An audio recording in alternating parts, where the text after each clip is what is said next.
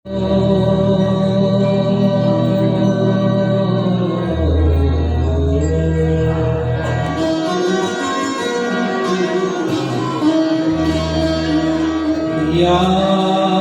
मेधाम देवगणा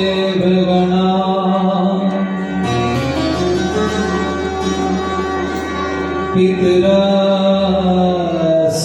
भासते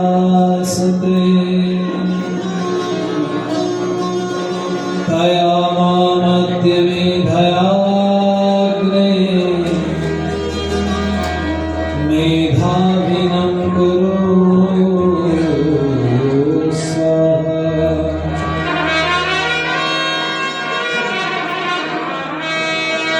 आ गया है कर्म युग, कुछ कर्म करना सीख लो।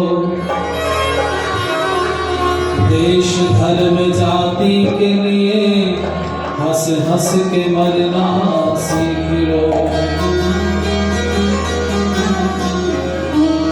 ब्राह्मण हो विद्वान, देश के क्षत्रिय हो बलवान, वैश्य धनी और दानी हो पिता भामा सेठ समान।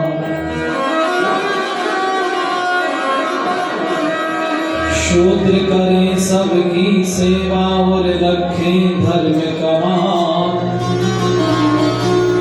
रल मिलकर सब रहे प्रेम से पानी दूध समान।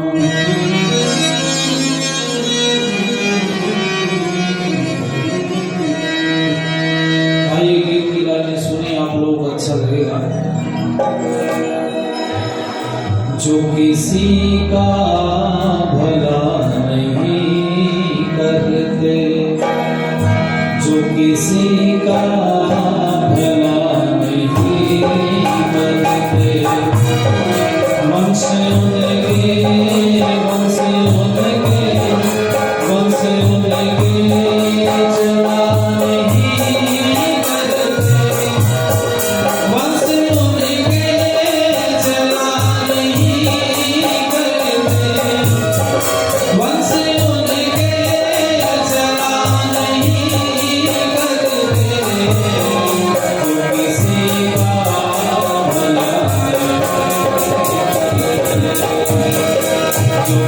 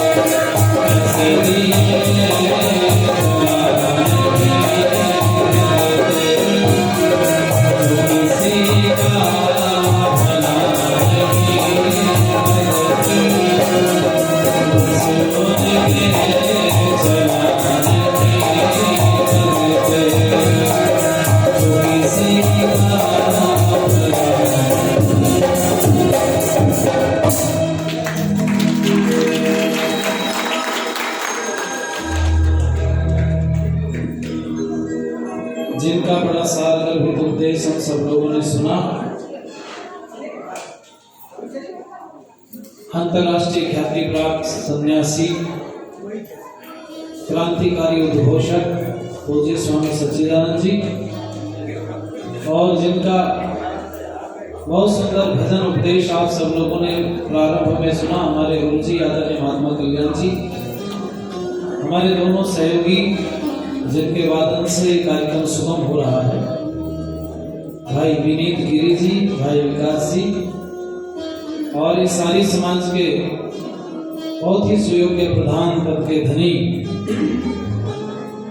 यथा नाम तथा गुण बहुत ही कर्मठ आदरणीय श्री राम गोपाल आर्य जी, और मंत्री हैं जो इस कार्यक्रम का संचालन भी कर रहे हैं आंशिक रूप से आदरणीय भाई सुशील जी, कोषाध्यक्ष आदरणीय श्री राम स्वरूप आर्य जी, और मेरे बीच में अभी जिन्होंने सह संयोजक बन करके कार्यक्रम के उद्घोषक बने, बड़ी पुरानी जिनसे मित्रता हमारी है, भाई विकास जी। यहाँ पर उपस्थित संडीला से हमारे अनन्य मित्र भाई राम दोषर जी, और उन्हीं के साथ में निरंतर प्रगतिशील हैं आदरणीय भाई दिनेश जी। मैं देख रहा हूँ आज हमारे बड़े सारे यहाँ पर भारतीय जनता पार्टी और समाज के बड़े वरिष्ठ सज्जन उपस्थित हुए हैं, सभी धर्म प्रेमी सज्जन, पूजनीय बंदनी मातृशक्ति, और एक और हमारे बड़े अनन्य मित्र हैं भाई प्रियांशु जी, उपस्थित अन्य सभी धर्म प्रेमी सज्जन, पूजनीय बंदनी मातृशक्ति, छोटे छोटे नन्हे बच्चों, बहुत सारी बातें स्वामी जी ने रखी हैं। मेरी प्रार्थना रहेगी, मेरी कमजोरी ये है कि अगर आप सुन नहीं पाओगे तो मैं बोल नहीं पाऊंगा। उसका कारण यह है मैं अपने श्रोताओं से थोड़ा ज्यादा प्रेम करता हूँ, तो भाई जिससे इसमें होता है तो उसकी चिंता तो रहती है। तो आज बड़ा अद्भुत कार्यक्रम यहाँ पर हुआ। एक बात मैं आज आपके बांगर रूम में कह के जा रहा हूँ, याद रखना मेरी, जहां जिन लोगों का सम्मान होता है वहां उनकी बढ़ोतरी होती है।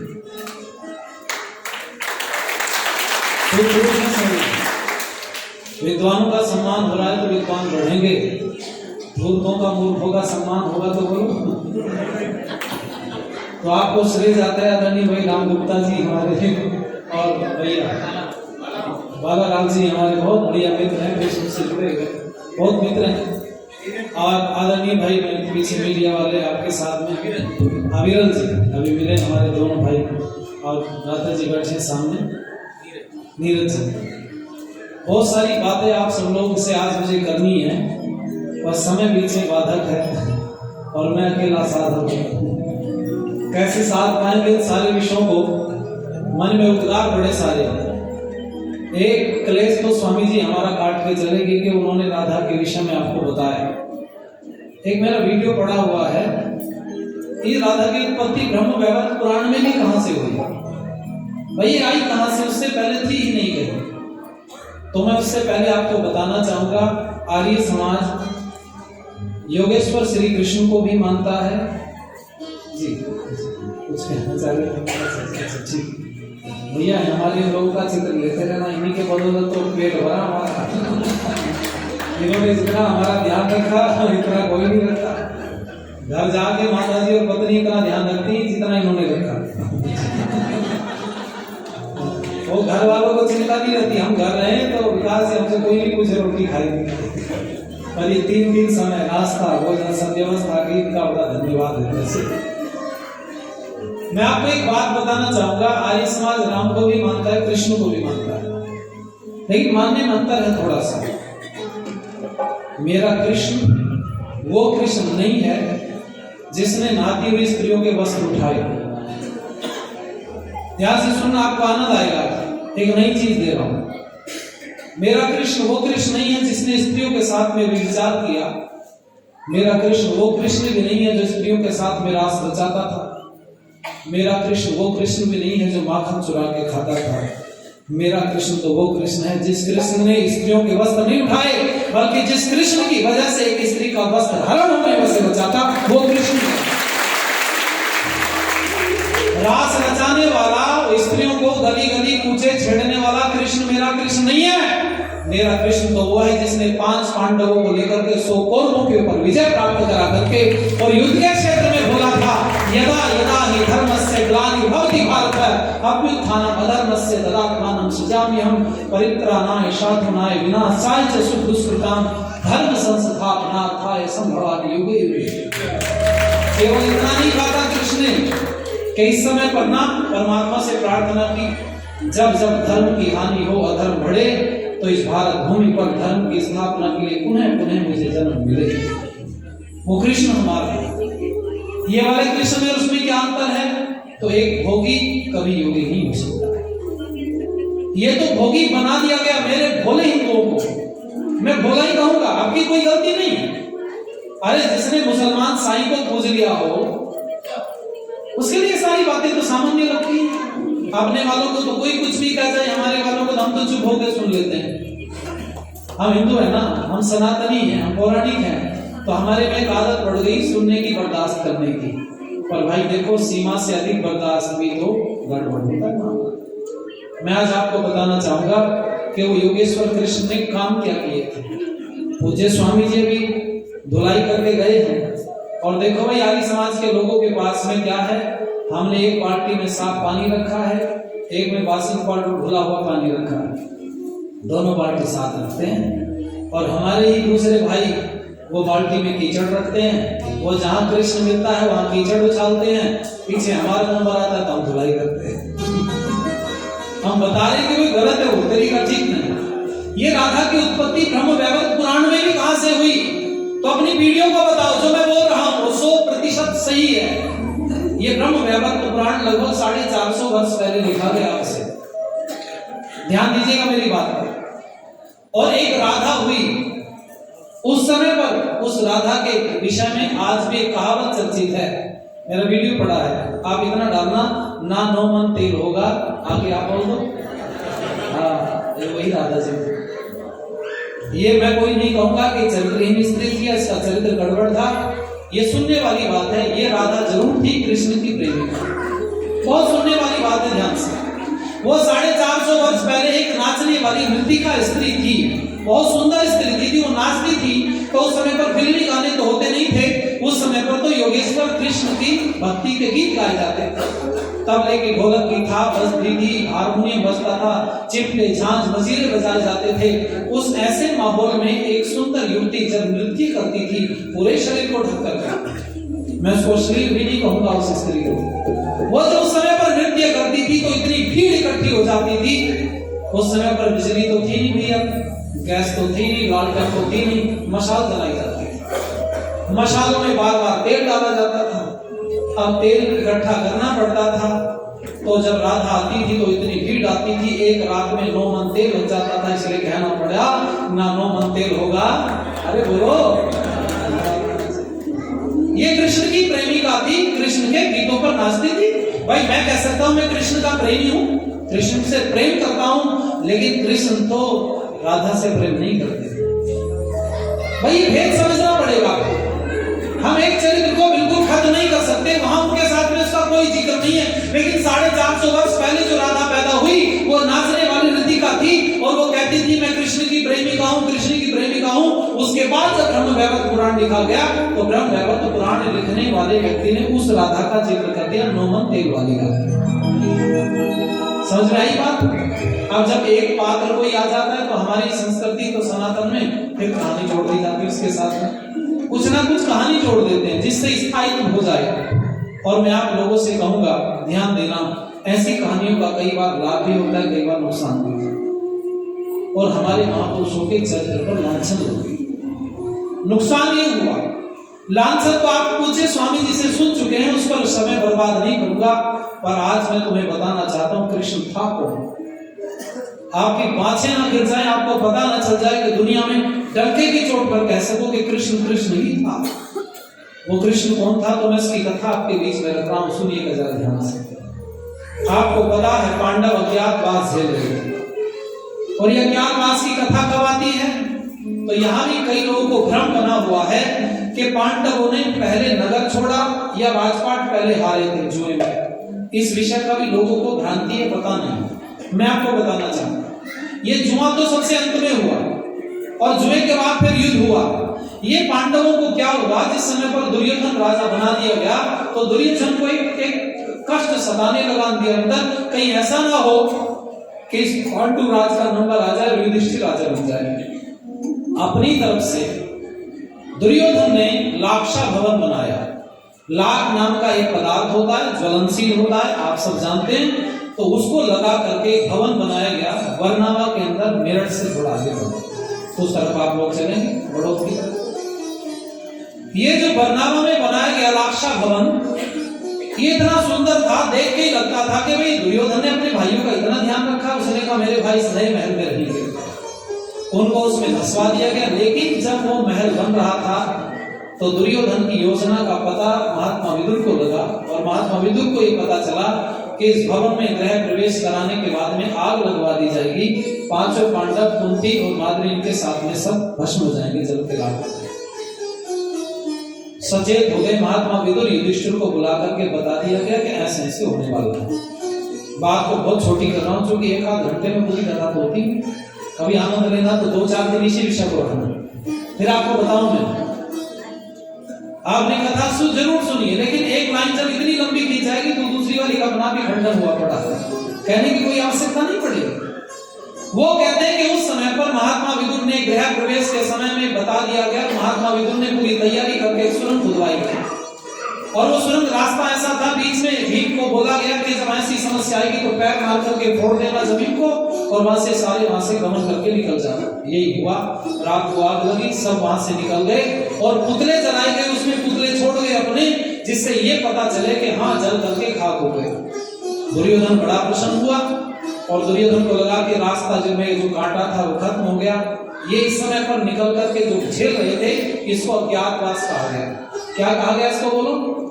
इसमें कोई झगड़ा नहीं था, ये अज्ञातवास हुआ। तो उस समय पर एक कुमार इनके घर पर इन्होंने शरण ली, पांचों पांडवों ने, कुंती ने, इन्होंने जब वहां पर शरण ली तो ये सब मांग करके भिक्षा करके जीवन यापन कर रहे थे। एक सूचना आ रही है और सूचना ये है कि राजा द्रुपद की बेटी द्रौपदी जो विवाह के लायक हो गई है, एक प्रतियोगिता रखी गई है।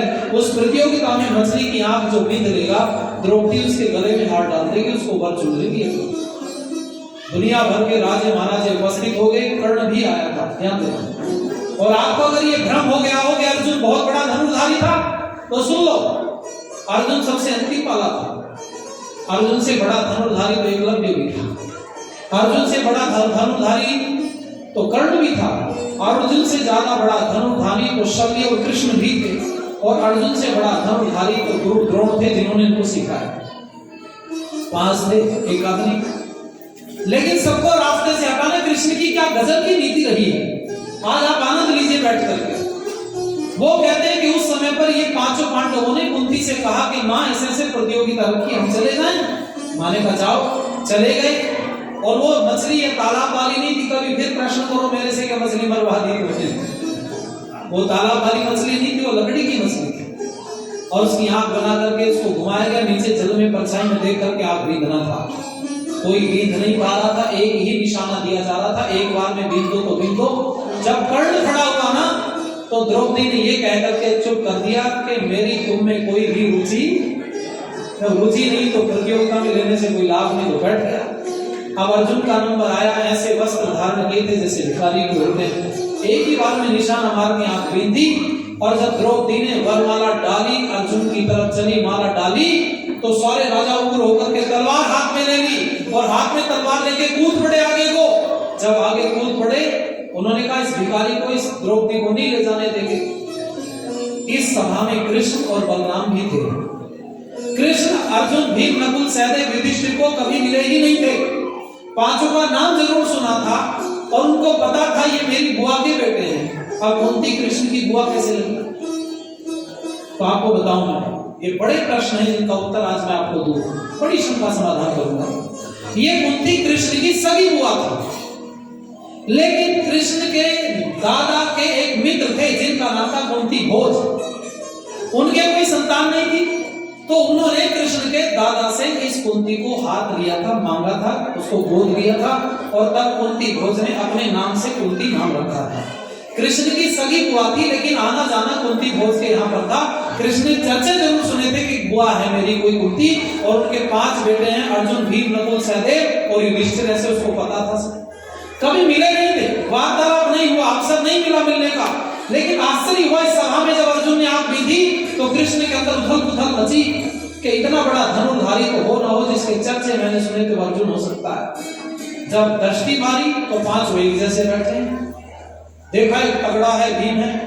तो हुआ क्या, जब तलवार लेके कूदे तो भीम ने झपट करके, इतना मोटा पेड़ था मुट्ठी में आने वाला, उसको पकड़ करके झटका मार के उखाड़ा और जड़ से ही टुकड़ गया, ऊपर से तोड़ के ऊपर फेंक दिया, कंधे पे रख दिया। जिसकी मां ने दूध पिलाया, 1 कदम आगे बढ़ाओ जरा अर्जुन की तरफ। वो शब्द उसके दूसरे हैं, जिसने अपनी माता का दुग्ध पान किया वो 1 कदम तनिक आगे बढ़ के तो दिखाए। बस इतना बोलना था, छक्के छूट गए, पसीना छूट गया। बलराम भी उठा उधर से गदा लेके। कृष्ण ने बलराम से कहा, बलराम सुनो, देखो प्रतियोगिता जो रखी गई थी जिसने जीती है, इसमें कुछ भी गड़बड़ नहीं हुआ है, कोई समस्या उत्पन्न नहीं हुई है, इसमें छल का सहारा नहीं लिया है। और राजाओं सुनो, जो पेड़ की इतनी दुर्गति कर सकता है वो तुम्हारी क्या दुर्गति करेगा, समझ गए? जैसे डराया सब बैठ गए चुपचाप अपनी जगह पे और बोला जाओ तुम लेके इसको। कृष्ण के अंदर उथल पुथल मची हुई है। सबसे पूछा कृष्ण ने, तुम जानते हो उनको, तुम जानते हो? सबने कहा हमने भी पहली बार देखे, जंगल में पाते ही कभी, ये तो कोई भिखारी लगते हैं। कृष्ण ने कहा भिखारी नहीं है, ये हो सकता है मेरे वही 500 पांडव बुआ के बेटे हों जिनको जला करके मारा था। अब दिमाग में कुछ और बात आ रही, लग रहा था वो तो मर गए थे लेकिन ये जीवित है। वो पहुंचे कुंती के पास। अब माताओं यहाँ एक घटना घटी, कुंती रसोई में काम कर रही थी, आगे का आपको सब पता ही है। जब कौतूहल हुआ तो उन्होंने कहा माँ देखो हम क्या लाए हैं, तो कुंती ने रसोई में से बोल दिया 5 भाई बांट लो, यही तो बोला था। फिर उन्होंने क्या काम किया, द्रौपदी के साथ 5 ने विवाह कर लिया। तो द्रौपदी के कितने पति हो गए? इससे बड़ा कपोड़ा दुनिया में कोई हो सकता है? अच्छा, तुम्हारे बेटे जाए किसी प्रतियोगिता में और तुम्हारे बेटे प्रतियोगिता में जाए, तुम्हें बता के जाए माता जी हम प्रतियोगिता में जा रहे हैं, और जब वापस आए तुम रसोई में काम कर रही हो और वो कहे माँ देखो हम क्या लाए हैं, तो सच्ची बताना सारी माताएं, तुम बाहर निकल के देखोगी कि अंदर से बोल दोगे 3-5 भाई बांट लो? अरे बोलो भाई, माता जी के हम तो बाहर निकल के देखेंगे। तो कुंती बेचारी पगलैट थी, वो तो मूर्ख दिल से क्या पता नहीं। कुंती बाहर निकली, सीने से लगा करके द्रौपदी को क्या कहा, बड़े दिनों से प्रतीक्षा थी कि युधिष्ठिर के लिए कोई सुंदर कन्या मिले, आज वो इच्छा पूरी हो गई। अब धूमधाम से मैं युधिष्ठिर का विवाह द्रौपदी के साथ करूंगी। इसलिए द्रौपदी केवल युधिष्ठिर की पत्नी थी, प्रतियोगिता में जीतने हारने से उसका कोई भी लेना देना नहीं है। इस बात को समझो, इसलिए लांछन ना लगाओ और पाप के भागीदार ना बनो। अर्जुन ने अलग विवाह किया था, उलोपी उसकी पत्नी थी, उर्वशी उसकी पत्नी थी।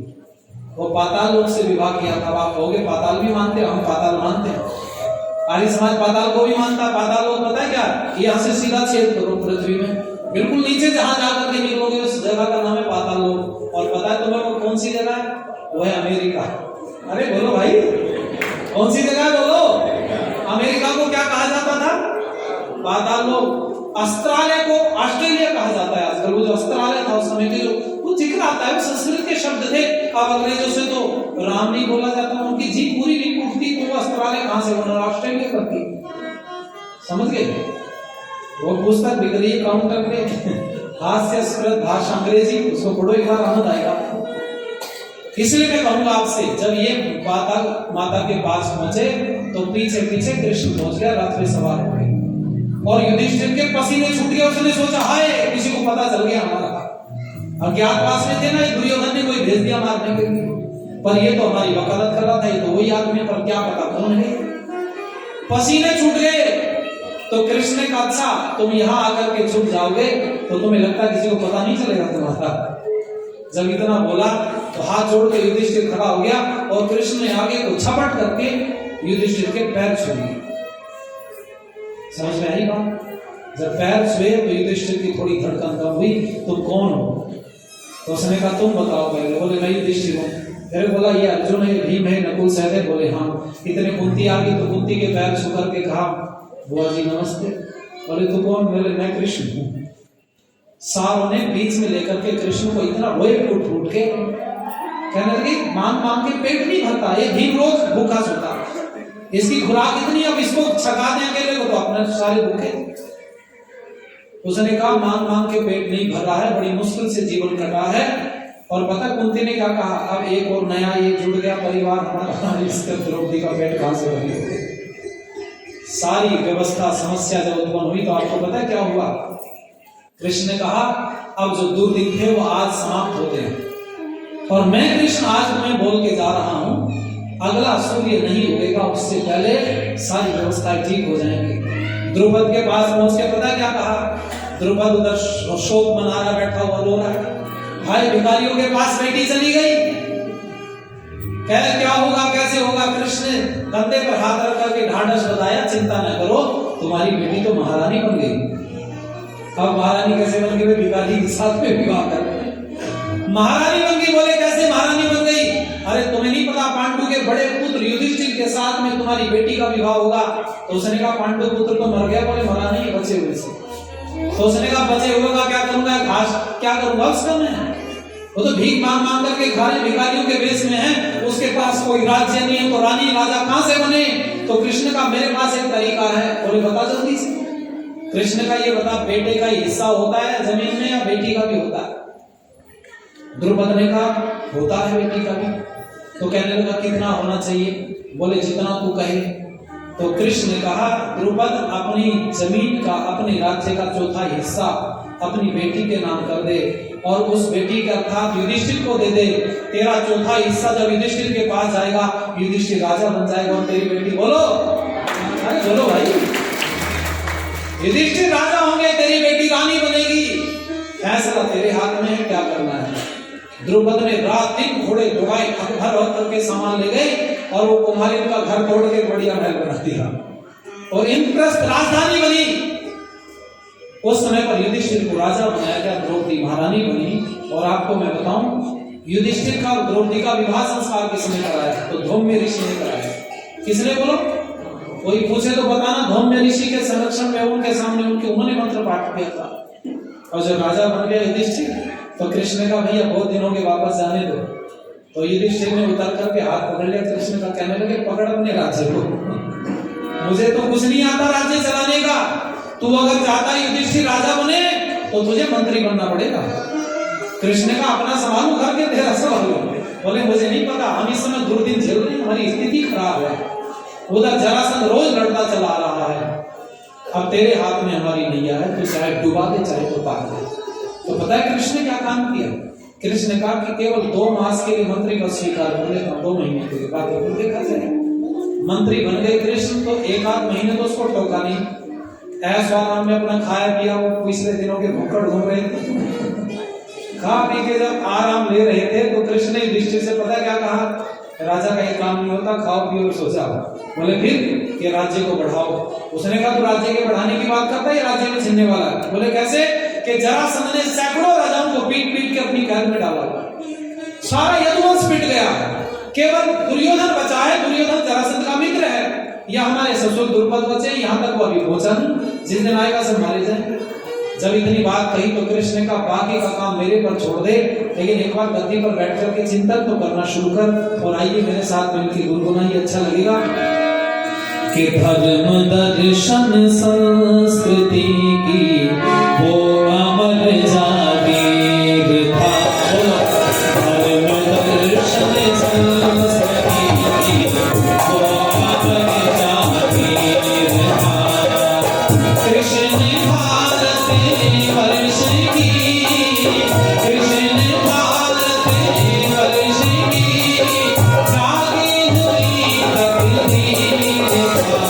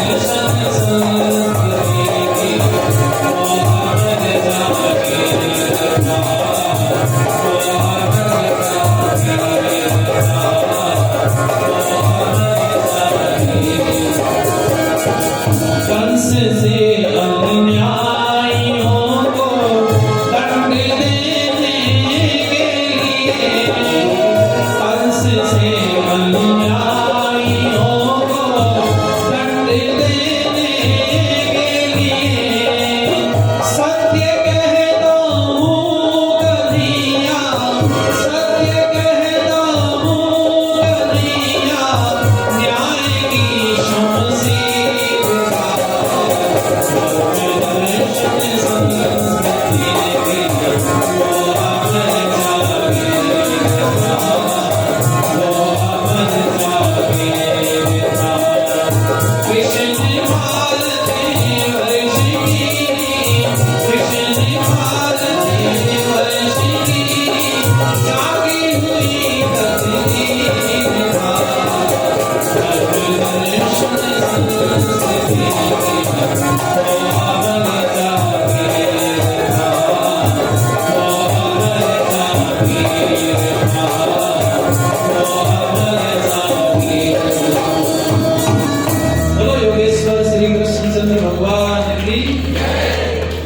एक बात तो आपको ये पता चली कि देखो फ्री में दहेज में एक राज्य मिल गया, समझिए। कृष्ण ने कहा इसको बढ़ाना है, तो बोले बढ़ाएं कैसे, हम तो किसी से युद्ध लड़ नहीं सकते। युधिष्ठिर ने कहा हमने कभी युद्ध नहीं लड़ा, हमने लड़ना भिड़ना नहीं सीखा, लड़ते भिड़ते तो अपने भाई से लड़ लेते। कृष्ण ने कहा ठीक है, मेरे पास एक योजना है, तो भीम और अर्जुन को मुझे दे दे, तो मैं जरासंध से सीधा जाकर के युद्ध करूं और उसके राज्य में उसके घर में लड़ने में। एक तरीका है हमारे पास, हम तीनों मारे गए तो भी तेरा राज्य बचा रहेगा, तो अपना खा पी के जिंदगी कर देना गुजर बसर। और अगर हमने जरासंध को मार लिया तो एक ही बार में चक्रवर्ती राज्य स्थापित हो जाएगा। अब देखो कृष्ण की नीति, जो लोग कृष्ण के नाचने गाने से ऊपर नहीं ऊपर बातें 5, 7, 9 दिन हमारे भाई कथा करके निकल जाते हैं, अगर ये बातें बताई होती तो आने वाली पीढ़ी बुद्धिमान बनती हमारी, लेकिन ये बताया नहीं गया। कृष्ण ने अर्जुन को भीम को लेकर के सीधा प्रवेश किया जरासंध के राज्य के अंदर। ये कहाँ था? मगध। मगध कहाँ है? ये राजगीर आदि जो नालंदा है, ये सब इस क्षेत्र के अंतर्गत आता है। हमने वो सारा देखा। तो मैं आपको कहना चाहूंगा कि जरासंध ने 100 से ज्यादा राजाओं के पीट पीट करके अपनी कैद में डाला हुआ था, यानी कि 100 से ज्यादा देशों पर जरासंध का कब्जा था। कितना बड़ा राजा था जरासंध, दुनिया में उस समय सबसे ताकतवर व्यक्ति था। तो इन्होंने प्रवेश किया पैदल के रास्ते से, एक माली से मालाएं छीन ली, उसको माला वाला तोड़ करके फेंक दी, अपने गले में मालाएं डाल दी और विद्यार्थियों के जैसे वेश धारण कर दी जैसे गुरुकुल में पढ़ने वाले होते हैं। ऐसा क्यों किया? क्योंकि जरासंध विद्यार्थियों से किसी भी समय मिल लेता था, उसकी खासियत ये भी था। तो उसने कहा ठीक है, ये तीनों ने माला गले में डाली, विद्यार्थियों का वेश धारण किया, द्वारपाल पीट दिए जहां था। तो पकड़ करके शाम के समय इनको आगे ले जाएगा और रात्रि का समय है, जरासंध के सामने खड़ा कर दिया गया। देखो ये 3 विद्यार्थी हैं, इन्होंने उत्पात मचाया और हमारे द्वारपाल पीट दिए, माली से माला छीन ली। तो जरासंध ने रात्रि में कहा कि भाई तुम विद्यार्थी हो, तुम्हें दंड तो मैं नहीं दे सकता, पहले तो अपना परिचय दो, तुम कहाँ पढ़ते हो, कौन कौन हो। तो कृष्ण ने परिचय देना शुरू किया कि हमने गुरुकुल से तो पढ़ाई पूरी कर ली है, पर हम वैसे ही पढ़ते रहते हैं, स्वाध्याय करते रहते हैं, इसलिए हम विद्यार्थी हैं मेरी तरह, समझ गए। मेरे से लोग पूछते हैं कि जी पढ़ाई पूरी नहीं हुई, मैं कभी नहीं होगी। बोले कितनी पढ़ाई की है? तो मैंने कहा भाई 3 बार MA हो चुका है, आगे देखा जाएगा। तो निरंतर पढ़ने वाले को विद्यार्थी कहते हैं। उन्होंने कहा जरासंध हम वैसे विद्यार्थी हैं, स्वाध्याय करते रहते हैं, झूठ नहीं बोला। बोले फिर ये तुम अपना परिचय दो, कौन हो, कहां से है। तो कृष्ण ने अपना नाम लिया तो कान खड़े हो गए, क्योंकि चर्चा तो हो ही गया था भाई कृष्ण ऐसे ऐसे वो इंद्रप्रस्थ का राजा बना दिया और दुर्योधन का भाई मित्र था, तो सारी बात तो ट्रांसफर होनी ही थी। उसने कहा ये कौन बोले? ये अर्जुन है, ये भीम है। तो उसने कहा मेरे पास क्या करने आए हो तुम? तो उसने कहा हम तेरे से युद्ध करने आए। कृष्ण बोल रहा रात में आधी रात हो, तेरे से लड़ने आए। जरासंध ने कहा मृत्यु को खोजते हुए यहाँ पहुंच गए तुम, तुम्हें पता है तुम किससे लड़ने आए हो? तो कृष्ण ने कहा ठीक है, तेरे से अवस्था कम है तो क्या हुआ भाई, उम्र तेरे से कम है पर साहस तेरे से कम थोड़ा ही है, तो तीनों में से जिसको चाहे चुन ले, मग युद्ध के लिए तैयार हो जा। जरासंध ने कहा रात के 12 बज रहे हैं, 12 बजे थोड़ी युद्ध होगा। कृष्ण का हाथ पकड़ करके कहा कि तेरे से युद्ध करने में आनंद नहीं आएगा, अर्जुन से कहा ये भी मेरे लायक नहीं है। भीम से कहा हाँ ये थोड़ी देर मेरा साथ निभा सकता है, कल को सबके सामने, पूरी प्रजा के सामने, बीच में दरबार में कुश्ती होगी, अखाड़े पर आ जाना और अपने नौकरों से कहा इनको खिलाओ बढ़िया, सुबह तक के मेहमान है तीनों हमारे से। इतना कहा, कृष्ण ने रात भर सोया नहीं, भीम के कान भरता चला गया। कृष्ण ने भीम को कहा भीम सुनो, युद्ध के ये नियम होते हैं, ऐसे लड़ा जाता वैसे लड़ा जाता, ये अनाड़ी पर मत करना, वहां पे जाकर के कभी इधर उधर ताकत लगा दे और तू परास्त हो जाए। हमारा काम जरासंध को परास्त करना भी नहीं है। तो सुनना, युद्ध अंतिम मोड़ पर अगर पहुंचे तो एक ही तरीका है, बस जरासंध को मारना हमारा उद्देश्य है, परास्त करना नहीं। परास्त कर देगा तो जिंदा बच जाएगा, तो बात तो जोगी क्यों? बोले ये कैसे संभव होगा? तो कृष्ण ने कहा मैं मेरे निर्देशन में युद्ध होगा, मैं बताता रहूंगा क्या क्या कैसे करना। सुबह को युद्ध हुआ, आपको पता कितने दिन युद्ध चला? 12 दिन तक लड़ाई चलती थी। दिन में कुश्ती होती थी, रात को आराम करते थे, सोते थे, फिर कुश्ती होती थी। आपने एक बात सुन रखी होगी, आगे एक जगह खाली उस वाले सोते थे, एक व्यक्ति आगे चला जाए, और नहीं तो हमारे पास आ जाओ यार, ये इतना बड़ा मंच खाली पड़ा, हमें ऐसे लगता है कि कहीं गलत जगह बैठ जाए, शाबाश जल्दी से। तो भाई बड़ी समझदारी की सुनने वाली बात है। 12 दिन तक युद्ध चलता रहा, कोई निर्णय नहीं निकल के आया। तो कृष्ण ने पता है मनोवैज्ञानिक बात भीम के कान में डाली आज। कृष्ण ने सोचा जरासंध थक गया है, थका तो भीम भी बहुत था, पर कृष्ण शाम को प्रतिदिन कहते थे भीम के कान में, भीम आज तो मुझे जरासंध थका सा दिखाई है। भीम की हिम्मत बढ़ जाती थी, अब जरासंध को कौन कहेगा ये जाकर, और इतना बड़ा महाराजा चक्रवर्ती राज्य जिसका, उसको कोई कहेगा कि भीम थका सा लग रहा था, तुम ताकतवर लग रहे थे, वो थप्पड़ ना मारेगा कि भीम मेरे से ताकतवर थोड़ी है। मल्ल युद्ध में निपुण व्यक्ति था जरासंध, और भीम था ताकतवर। भीम को तो सारे रामपेश कृष्ण सिखा रहे थे। कृष्ण ने कहा जब युद्ध का, तुम्हारी लड़ाई का, इस कुश्ती का निर्णय न निकले तो मेरी तरफ देख लेना। और कृष्ण ने तिनका उठा करके वहीं फाड़ करके बताया कि ऐसे भी होता है अकेले में।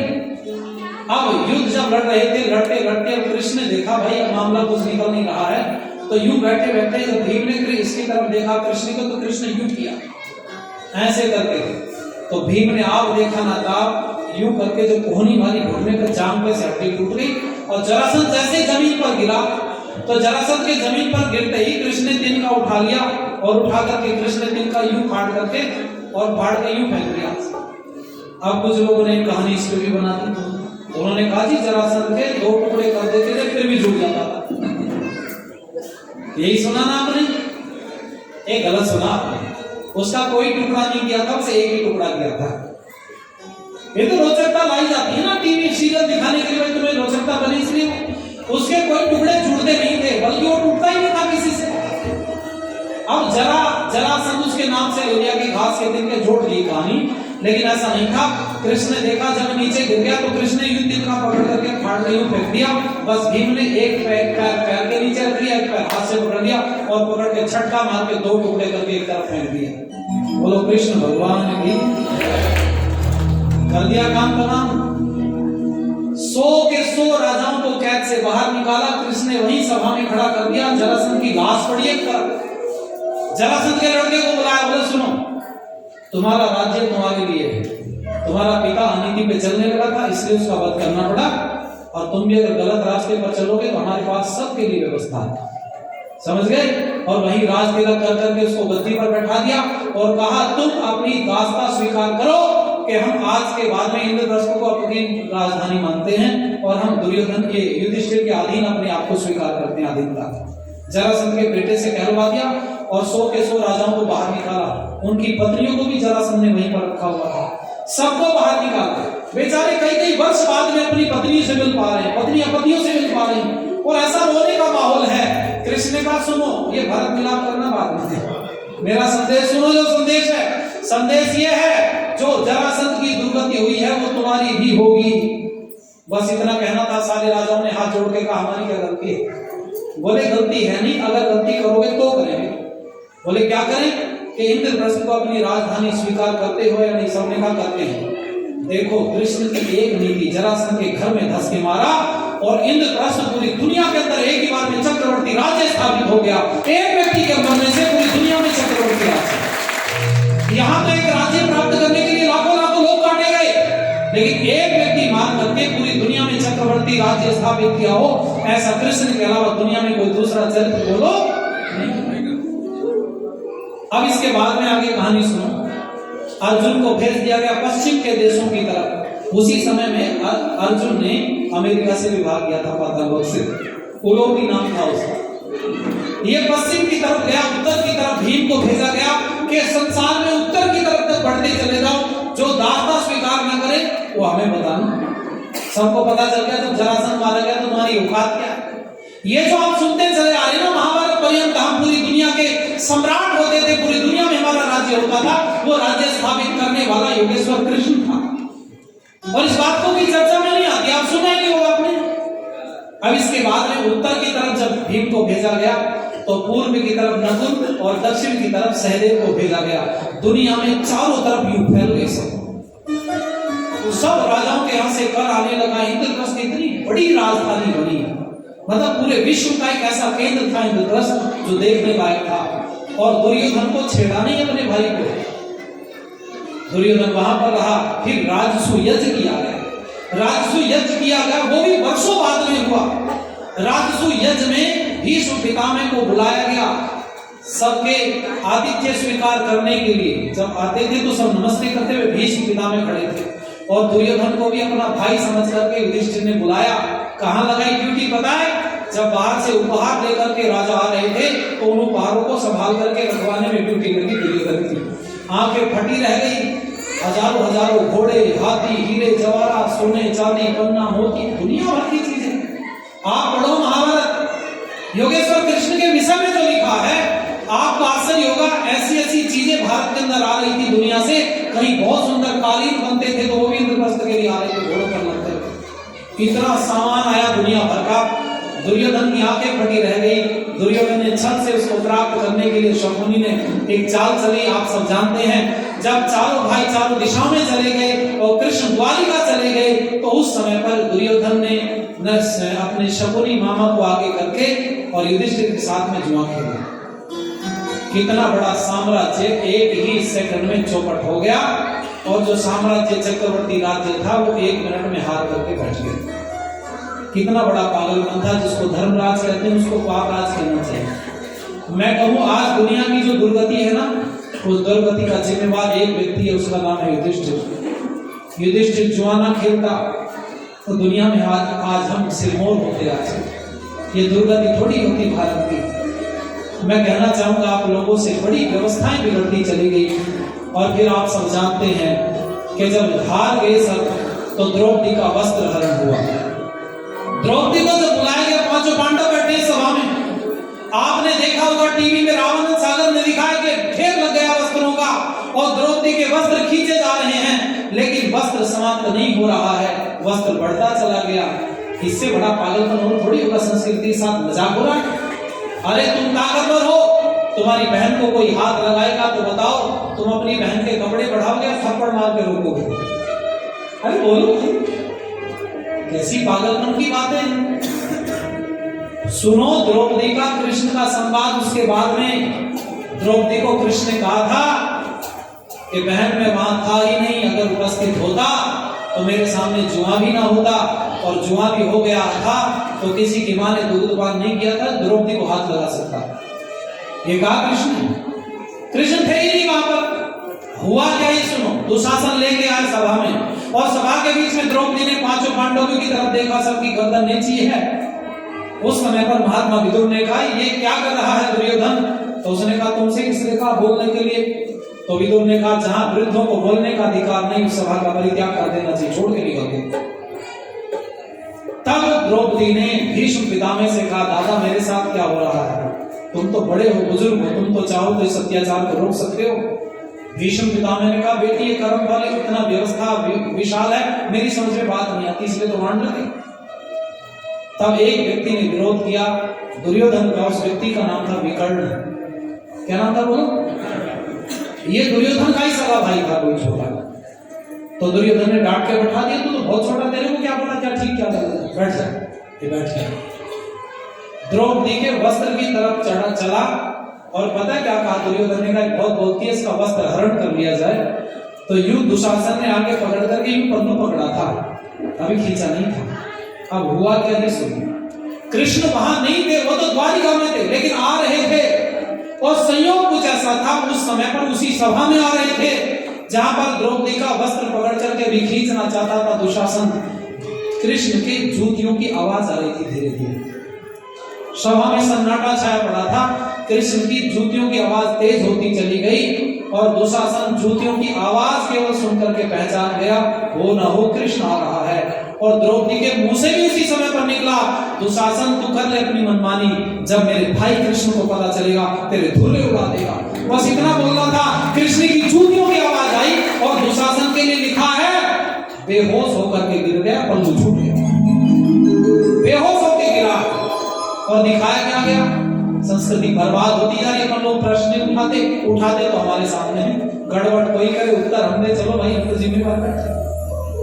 द्रौपदी का वस्त्र हरण बचा कृष्ण की वजह से। युद्ध के क्षेत्र में जब कृष्ण ने चाहा कि युद्ध ना हो, दुर्योधन से कहा कि 5 गांव दे दो।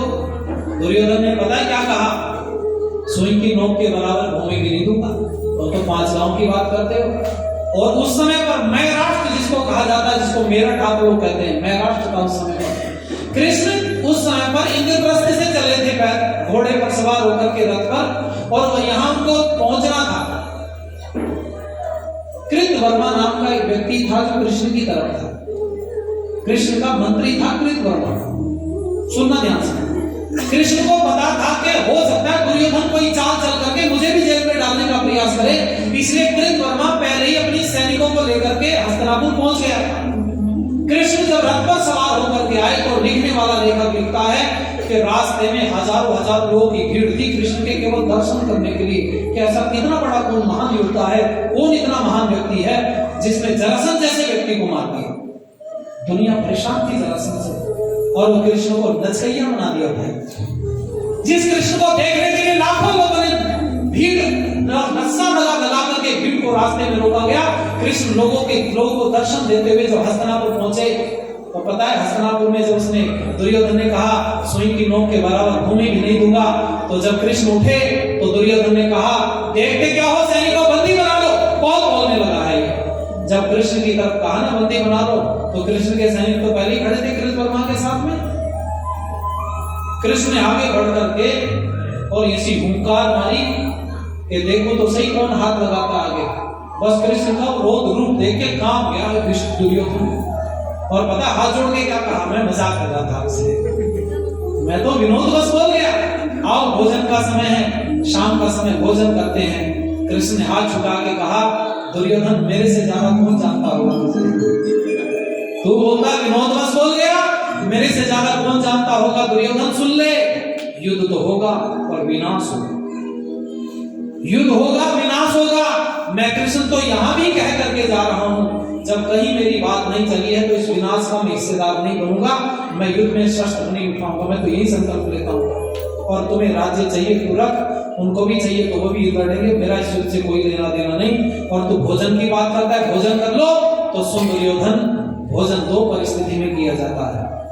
करवाने वाले में बहुत श्रद्धा हो, कोई कहे जी कुछ तो ले लो थोड़ा सा, कहां से ले, तो कहने लगे उस समय पर भी मना नहीं किया जाता, भोजन कर लिया जाता है।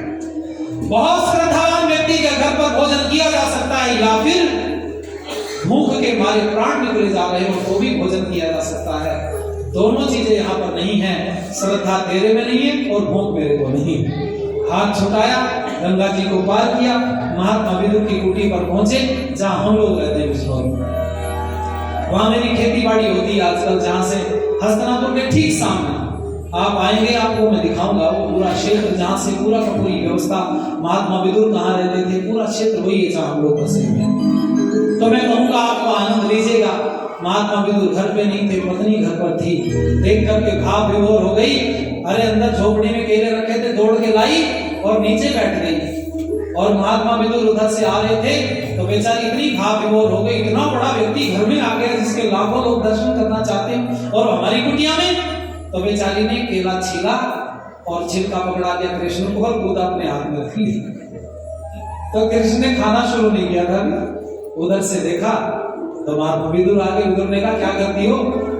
तो कहने लगी भाई मेरे को तो ये भान ही नहीं रहा मैं क्या कर रही।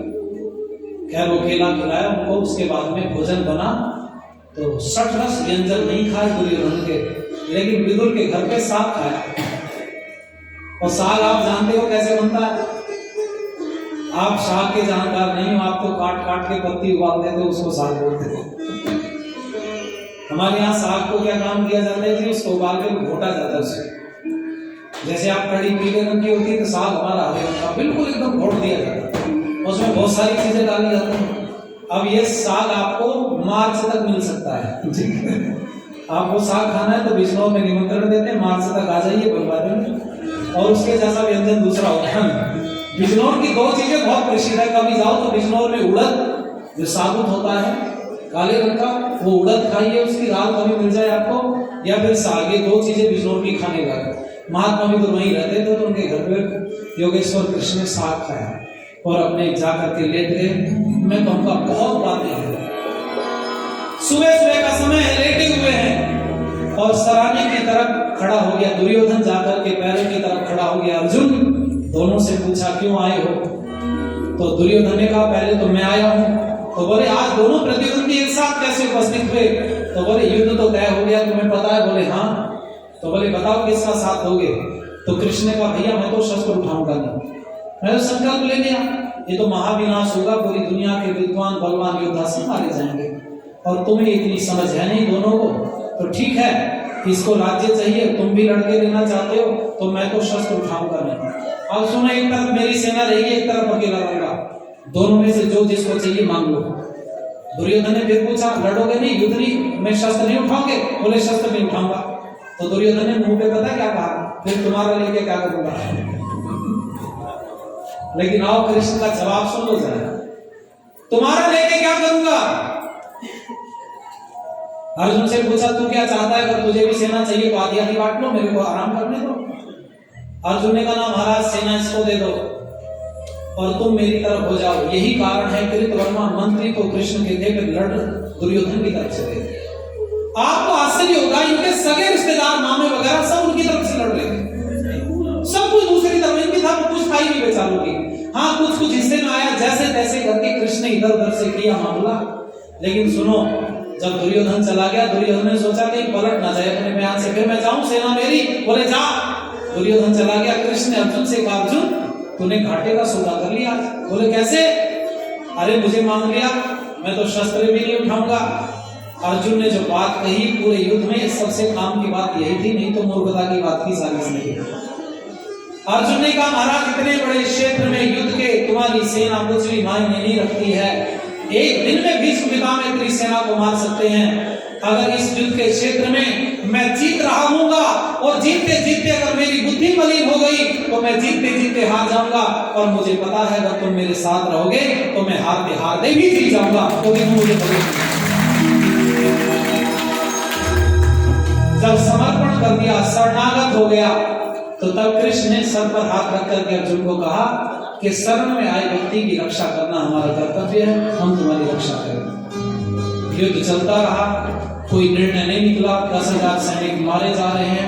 कृष्ण की 2 बुद्धिमानी की बात कहूंगा और मुझे समय फिर गवाही नहीं देगा, मैं तो तुम्हें पूरी रात में बैठा सकता हूं, मुझे बढ़ रही बोलने की आदत। इसलिए भाई एक दिन तो लड़ते लड़ते कर्ण ने 100 बाण मारे युधिष्ठिर को। कितने बाण बताए मैंने आपको? शायद विश्वास नहीं हो रहा होगा। 100 बाण मारे, घायल अवस्था में जमीन पर गिर गया। और पता है क्या सूचना दे दी अर्जुन को कि भाई को चोट लगी है, बाण लगे हैं। अर्जुन दौड़ा एकदम कृष्ण से कहा युद्ध बंद करो। कृष्ण ने कहा नहीं, शाम को मिल लेंगे आराम से, युद्ध लड़ ले। बोले ना युद्ध बंद करो, पहले भैया से मिलना। अब युधिष्ठिर के पास में जब पहुंचा तो युधिष्ठिर देखते ही आग बबूला हो गया। पट्टी मलहम चल रहे थे और पता कृष्ण को और अर्जुन को देख के दोनों को उल्टा सीधा बोलने लगा। युधिष्ठिर ने कहा इसकी वजह से तुम्हारे जा रहे सब हम। ये युद्ध में अर्जुन ने बोल दिया मेरा गांडीव चलेगा, दुनिया की सारी सेनाओं को पीछे हटा दूंगा, पूरी दुनिया को खाली कर दूंगा। क्या करा तेरा गांडी, धिक्कार है तेरे गांडी पर, तेरी वजह से युद्ध मोल ले लिया, मैं तो भीख मांग के खा लेता, जिंदगी आराम से जी लेता है। तो बताया अर्जुन ने क्या काम किया, तलवार निकाली और खड़ा हो गया। कृष्ण ने कहा क्या करता, बोला मारूंगा। बोले कैसे, इसी मारूंगा युधिष्ठिर को। बोले भाई करो, तेरा भाई इसकी चोट न सुन करके तू वापस आया तो इसको क्यों मारेगा। उसने कहा इसलिए मारूंगा क्योंकि इसने मेरे गांडी को धिक्कार दिया। मैंने तो कसम खा रखी थी मेरे गांडी को कोई धिक्कार देगा उसको मौत के घाट उतार दूंगा। कृष्ण ने कहा बड़ा अच्छी बात, तूने अपने भाई को खुद ही मारा, सारा युद्ध यही कर दूं।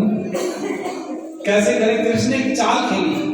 कृष्ण का बड़े भाई को मारने का एक और तरीका है मेरे पास। बोले क्या, एक छोटा भाई बड़े भाई को तू कहने लगे ना, तूने ऐसे किया तूने ऐसे किया, मतलब अपमानजनक शब्दों को बोल दे तो बड़ा भाई मेरे समान हो जाता है। वो लगा तू कहने के लिए, हुआ क्या, अपमान हो गया, युधिष्ठिर बेचारा चुप बैठ गया। अब अर्जुन ने फिर कटार निकाली। बोले क्या, अब मरूंगा। बोले पहले मारने को था, मर क्यों रहा है। तो उसने कहा मरूंगा इसलिए क्योंकि मैंने एक कसम और खा रखी थी, कोई मेरे बड़े भाई युधिष्ठिर का अपमान कर देगा तो उसे भी मौत के घाट उतारना है। कृष्ण ना होता इनका पेट कौन भरता। समझ गए, बचपनों जैसी बात, बच्चों जैसी। कृष्ण ने पता क्या कहा, अर्जुन मरने के भी बड़े सारे तरीके हैं। एक तरीका मेरे पास है मरने का। बोले क्या, कि जब अहंकार के वशीभूत कोई व्यक्ति बोलने लगता है मैं, तो वो भी मेरे समान हो जाता है। बोले अच्छा। अब अर्जुन अपनी पढ़ाई करने में लगा, प्रशंसा करने में। तो कृष्ण ने आप देखा ना ताप लेके बाहर निकल गए। बोले मूर्ख है, फिर भिड़ जाएंगे तो आता। ऐसी स्थिति में कृष्ण निकाल के लाए। और आपको बताऊं, निर्णय नहीं निकल रहा था युद्ध का। कर्ण जब तक नहीं मारा जाएगा या अर्जुन नहीं मारा जाएगा तो जीत का पता नहीं चलेगा। दोनों में से एक का मरना जरूरी है। आज अर्जुन और कर्ण दोनों आमने सामने हैं। और जब घोषणा हो गई एक दिन पहले शाम को कि कल को कर्ण का अर्जुन का युद्ध होगा, तो अर्जुन के सारथी तो कृष्ण बने हुए हैं। तो दुर्योधन ने कहा भैया कर्ण का सारथी भी तो कोई अच्छा इंसान होना चाहिए, ऐसा योद्धा कृष्ण के जैसा। तो उन्होंने कहा शल्य मामा को बना दो। और शल्य ने कहा मैं युद्ध में घोड़ों की लगाम पकड़ के नहीं मरूंगा, मैं क्यों पकड़ूं तुम्हारे घोड़ों की लगाम। कर्ण को बनाओ मेरा साथी, मैं लड़ूंगा अर्जुन से, देखो कैसे चक्के छुड़ा देता हूं कल को। शल्य ने मना कर दिया। फिर एक चाल खेली। दुर्योधन ने कहा अरे तुम कृष्ण से ज्यादा बुद्धिमान हो, इसलिए तो हम तुम्हें साथी बना रहे हैं कृष्ण का मुकाबला करने के लिए। और चढ़ाई में आ गया शल्य। सगा मामा था इनका, नकुल सहदेव का सगा मामा होते हुए युद्ध उधर से लड़ रहा था। भगवान की कृपा देखो कैसे बंटवारा चल रहा था। मामा इनका युद्ध से लड़ रहा था। अब शल्य मामा को शाम को घूमते समय अर्जुन ने और कृष्ण ने पहले तो पैर छू के नमस्ते की। और पता क्या कहा, मामा सुन के बड़ा कष्ट हुआ। बोले क्या, अरे तुम घोड़ों की लगाम पकड़ोगे कल को, कर्ण के इतने बड़े योद्धा हो करके। और अर्जुन ने कहा सच बात तो ये है शल्य मामा, तुमसे ही मुझे डर लगता था, मैं कर्ण से नहीं डरता। ऐसी चाल खेली कृष्ण ने, तुमसे डर लगता था, तुमसे भय लगता था, वो भय समाप्त हो गया। अब कर्ण क्या है देखना चलो। शल्य ने कहा तो मेरा अपमान हो गया। कृष्ण ने कहा अपमान तो हो ही गया। तो शल्य ने पता क्या कहा, अरे कृष्ण मेरे को मजाक मत कर, तू भी तो घोड़ों की लगाम पकड़ के रखता है। कृष्ण ने कहा मैंने तो संकल्प ले रखा, शस्त्र नहीं उठाऊंगा, तुमने भी ले रखा है क्या। बोले मैंने तो नहीं किया। बोले तेरी तो अपमान हुआ तुम्हारा। एक काम करना, बस घोड़ों की लगाम पकड़नी है तो घोड़ों की लगाम ही पकड़ करके रखना, और कुछ काम मत करने लगना, कभी नौकरों की तरफ उसका साथ सहयोग करने लगो। शल्य को चढ़ा दिया गया। युद्ध के क्षेत्र में दोनों खड़े हुए। और सुनिएगा जरा, आनंद लीजिएगा। उस समय पर घूमते घूमते घूमते घूमते कृष्ण ने चाल खेली।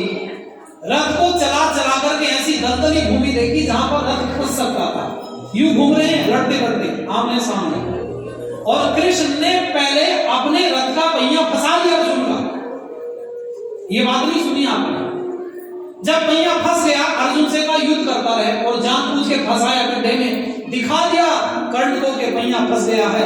अर्जुन से कहा युद्ध मत रो, मारता रहे बाण। और कृष्ण नीचे उतरे और उतर करके कर्ण के सामने कंधा लगाया, रथ को बाहर निकाला और लड़ते लड़ते इतने धीरे से घुमाना शुरू किया कि थोड़ी देर बाद में उस दलदल भूमि में किसका नंबर आ गया बोले जाते।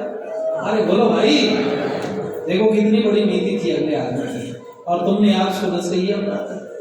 तुमने स्त्रियों के वस्त्र उठाने वाला चोर जार शिखामणि बना दिया, व्यभिचारी बना दिया। 16,108 रानी, सबके 10-10 बच्चे। अरे भाई ये योगी हो सकता है क्या? आप सुनो उस कृष्ण की बात। दलदली भूमि में जब कर्ण के कुइये फंसे,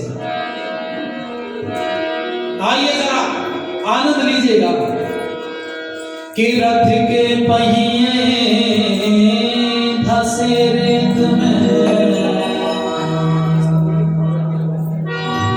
और वीर कर्ण घबराया और ठहरो ठहरो अर्जुन अर्जुन जोरों से चिल्लाया। ठहरो ठहरो अर्जुन अर्जुन जोरों से चिल्लाया। रथ के पहिए फंसे रेत में, रथ के पहिए फंसे रेत में, वीर कर्ण घबराया। ठहरो ठहरो अर्जुन अर्जुन जोरों से चिल्लाया। ठहरो ठहरो अर्जुन अर्जुन जोरों से चिल्लाया। गजब। इसलिए सुनो भाई, उसने कहा रुक जाओ भाई रुक जाओ, और धर्म की दुहाई देने लगा। कहने लगा मेरा रथ फंस गया है, मुझे रथ निकालने दो।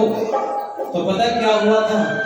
इस घूमते हुए में एक घटना घटी थी, वो घटना मैं बीच में छोड़ गया। क्योंकि समय हो गया है, मैं आपको ज्यादा देर बैठाना चाहता नहीं, ठीक है? एक घटना ये घटी थी कि कर्ण के पास में एक ऐसा ब्रह्मास्त्र था जिसका निशाना चुकता नहीं था। अब सुनिएगा जरा आनंद से। कृष्ण को उससे अर्जुन को बचाना था किसी तरह, और बचाने के लिए पता है क्या हुआ? शल्य मामा ने नीचे रथ पर बैठे बैठे घोड़ों की लगाम तो पकड़ रखी थी, लेकिन आज कर्ण का उत्साह भी गिरा रहे थे। कह रहे थे कर्ण तू नहीं लड़ पाएगा अर्जुन से, मेरे को लड़ने दे। तो कर्ण ने कहा तुम अपना काम करो, तुम बीच में मुझे क्यों परेशान कर रहे हो? तो पता है क्या कहा? कर्ण ने कहा, शल्य ने कहा जब अर्जुन के बाण चलेंगे ना तो कहीं नहीं टिक पाएगा, तेरा निशाना ही टूट जाएगा। जब ये बात कही तो गुस्सा दिला दिया, और गुस्सा दिला दिया तो पता है क्या हुआ? एक कहानी आती महाभारत में, कोबा चला हंस की चाल अपनी भी भूल बैठा, है ना? ये कहानी सुननी है तो यही तरह डाल देना, कोबा चला हंस की चाल। मेरे यूट्यूब चैनल पे कथाई को सुनना, यहाँ टाइम नहीं मेरे पास।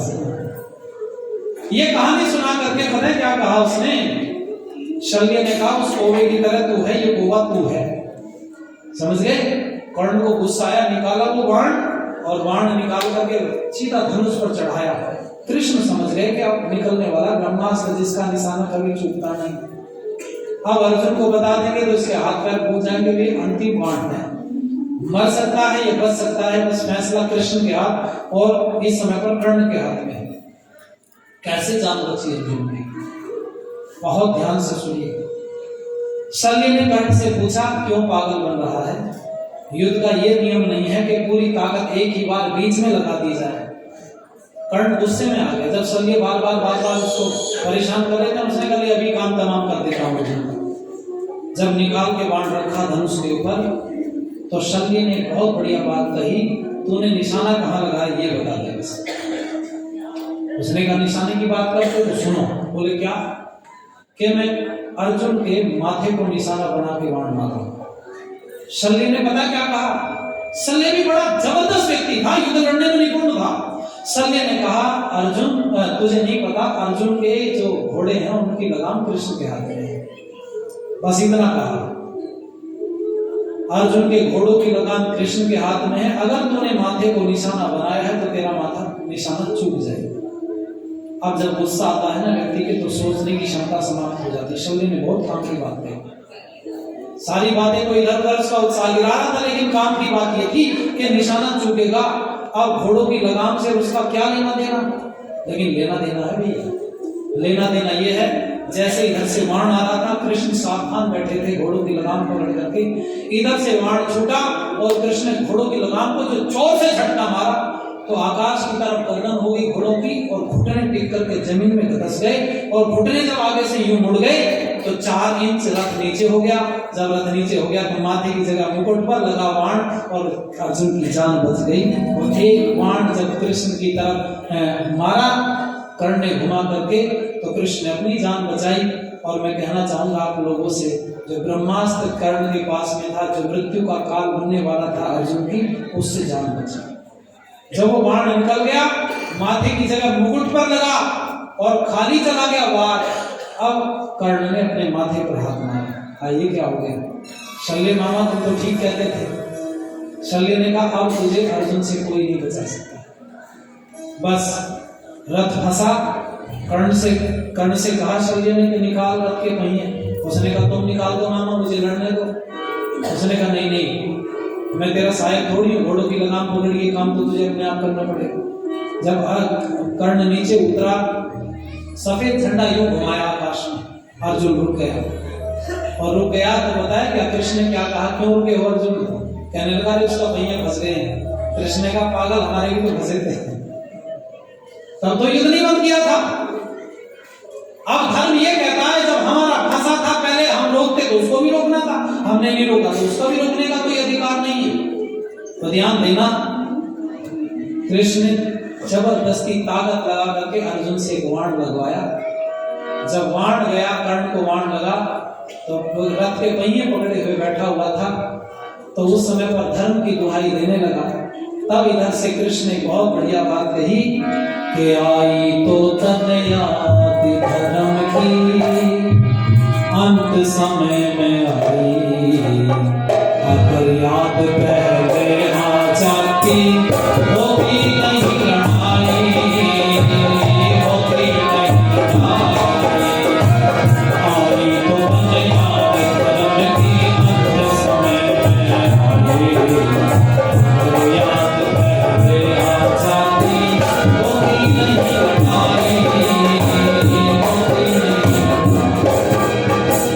एक बाण लगा, लगते गिर गया जमीन पर। और फिर एक दो चार बाण और मारे, कर्ण का पूरा काम तमाम हो गया। और युद्ध में अब निश्चित हो गया कि भाई अब पांडवों की विजय होगी, कौरवों की हार होगी। बहुत बातें हैं योगेश्वर कृष्ण की, अगर चर्चा की जाए तो समाप्त नहीं होगी। समय नहीं गवाही देता मुझे, बस कुछ लाइन मेरे साथ में आप लोग मिलकर के गाइएगा और उसके बाद में वाणी को विराम दूंगा। मैं क्षमा प्रार्थी हूँ कि कुछ विषय आज मैं आपके बीच में लेके बैठा था जिनको मुझे आपके बीच में रखना था, लेकिन समय का अभाव रहा, कुछ माहौल ऐसा बन गया।